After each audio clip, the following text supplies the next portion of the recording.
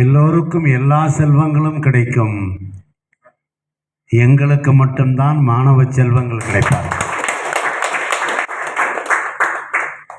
இதை வேறு யாரும் சம்பாதிக்கவே முடியாது.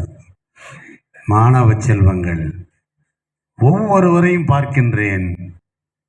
43 ஆண்டுகளுக்கு முன்னால் நான் முன் சென்று அப்பொழுது வகுப்பறையிலே உங்களை காண்பது போலவே இருக்கிறது. அதே முகங்கள், அதே சிரிப்பு, அதே விழி. உடல் அவயவங்களிலே மாற்றங்கள் இருக்கிறதே தவிர வேறு எந்த மாற்றங்களும் இல்லை. கடவுள் உங்களை அப்படியே பல மாணவர்களை பார்த்திருக்கிறேன், வேறுபட்ட முகங்கள். ஆனால் நீங்கள் எல்லாம் ராஜாக்கள். ஏனென்றால் பொப்புளி ராஜா பள்ளியில் படித்ததனால் அப்படியே இருக்கிறீர்கள். உங்களை காண்பதிலே மட்டற்ற மகிழ்ச்சி. அன்பு மாணவர்களே, நீங்கள் எல்லாம் உங்களுடைய சுயசரிதையை சொல்கின்ற பொழுது மிக பெருமையாக இருக்கிறது. உள்ளம் ஓர்ந்து போகின்றேன். ஏனென்றால் எங்களிடத்திலே பயின்ற மாணவர்கள் உங்களுக்கு பயிற்றுவித்ததிலே எங்களுக்கு மகிழ்ச்சி, எங்களிடத்திலே பயின்றதிலே உங்களுக்கு மகிழ்ச்சி. அந்த பேர் ஆனந்தத்தோடு மகிழ்ச்சியினுடைய உச்ச நிலையிலே இருந்து உங்களை நான் இப்பொழுது காண்கின்றேன். நீங்கள் கனவுகளை கையில் ஏந்தி காலத்தோடு பயணித்து கண்கவர் வாழ்க்கையில் தேடலோடு கழித்தவர்கள் அன்று. சீருடையில் சீராய் வளம் வந்து இன்றும் உங்கள் அத்தனை பேரையும் நினைவிருக்கிறது. அந்த காக்கி ட்ரௌசர்லையும் வெள்ளை சட்டையிலையும் எப்படி வளம் வந்தீர்களோ அப்படி சீருடையில் சீராய் வளம் வந்து இன்று வெள் உடையில் நல்லுடையில் மிடுக்காய் வளம் வருகின்ற பொழுது நீங்கள் எல்லாம் வல்லவ புதல்வர்கள், வலிமை படைத்தவர்கள், எங்கள் முன்னாள் மாணவர்கள். நீங்கள் தான் எங்களை அடையாளப்படுத்தும் அங்கீகாரங்கள். எங்கள் முன்னாள் மாணவர்கள் நீங்கள் தான் எங்களை அடையாளப்படுத்தும் அங்கீகாரங்கள். உங்களின் உழைப்பு எங்களின் விதைப்பு. உங்களுடைய உழைப்பு எங்களின் விதைப்பு. உங்களின் வெற்றி எங்களின் பெருமிதம். உங்களின் உயர்வு எங்களின் பெருமிதம். எனவே உங்கள் அத்தனை பேரையும் காண்பதிலே மிக மிக மிக மிக மகிழ்ச்சி அடைகின்றோம். முதலிலே என்னை தொடர்பு கொண்ட பொழுது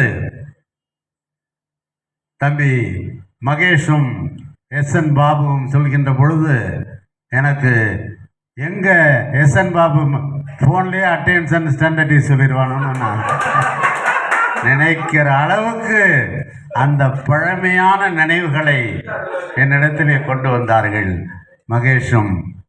அதைவிட சிறப்பாக இங்கு வந்து இறங்கிய உடனேயே மணிமுத்தை பார்த்த உடனேயே அவருடைய தகப்பனார் எனக்கு மிக நெருங்கிய நண்பர், கவிஞர். தினந்தோறும் பள்ளியில் வந்து என்னை பார்த்து வணங்காமல் செல்வதே கிடையாது.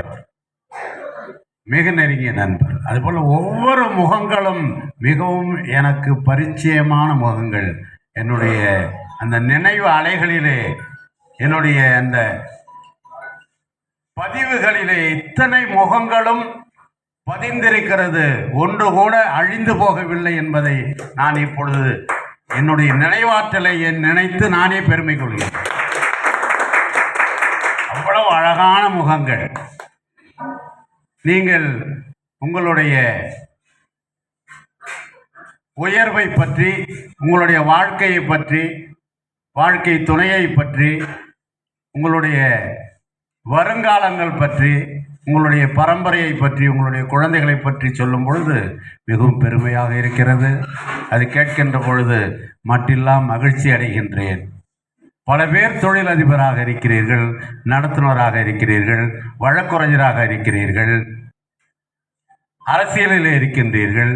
இப்படி எத்தனை விதமான பொறுப்புகளிலே நீங்கள் இருக்கின்ற பொழுது, அதையெல்லாம் கேட்கின்ற பொழுது என்னுடைய தொழிற்சாலை வெற்றிகரமாக நிறைய லாபத்தை சம்பாதிக்கிறது. எந்த ஒரு தொழிற்சாலைக்கு நீங்கள் போனீங்கன்னாலும் ஒரு பென்சில் தொழிற்சாலைக்கு போனால் அங்கே பென்சில் மட்டும்தான் அவுட்புட், பென்சில் மட்டும்தான் வெளியில் வரும். பேனா தொழிற்சாலைக்கு போனால் அப்படி தான். ஒரு துணி தொழிற்சாலைக்கு போனால் ஒரு துணி தான் வரும். எந்த தொழிற்சாலைக்கு சென்றாலும் அங்கு ஒன்றோ இரண்டோ மூன்றோ பலவோ பொருட்கள் வரும். ஆனால் எங்களுடைய தொழிற்சாலையில் இருந்து மட்டும்தான் வழக்குரைஞர், மருத்துவர், மருத்துவ மனையினுடைய நிர்வாகி, அதற்கு சொந்தக்காரர், நர்ஸ், தொழிலதிபர், நடத்துனர் என்று வேறு வேறு விதமான அவுட்புட் வந்திருக்கிறது என்று சொன்னால் அது நாங்கள் செய்த பாக்கியம், எங்களின் அடையாளங்களே. உங்களுக்கு ஒன்று சொல்கின்றேன், நீங்கள் தமிழ்நாட்டினுடைய மிக மங்களகரமான வாத்தியம் உங்கள் எல்லாருக்கும் தெரியும். எந்த ஒரு மங்கள நிகழ்ச்சி நடந்தாலும் அதில் மேளம் இருக்கும், அதனோடு நாதஸ்வரமும் இருக்கும். அந்த நாதஸ்வர இசை இல்லாத மங்கள விழாக்களே கிடையாது. எனவே இந்த மங்கள விழாவிலும் அந்த நாதஸ்வரத்தை நான் சொல்லுவதிலே பெருமை கொள்கின்றேன்.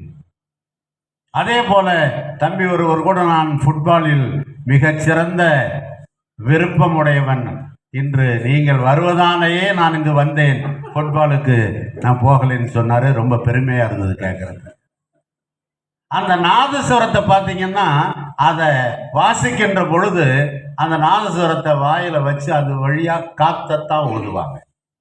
அந்த நாதஸ்வரம் தான் பெற்ற காற்றை பிறருடைய மனதிற்கு இனிமையான இசையாக தரும்.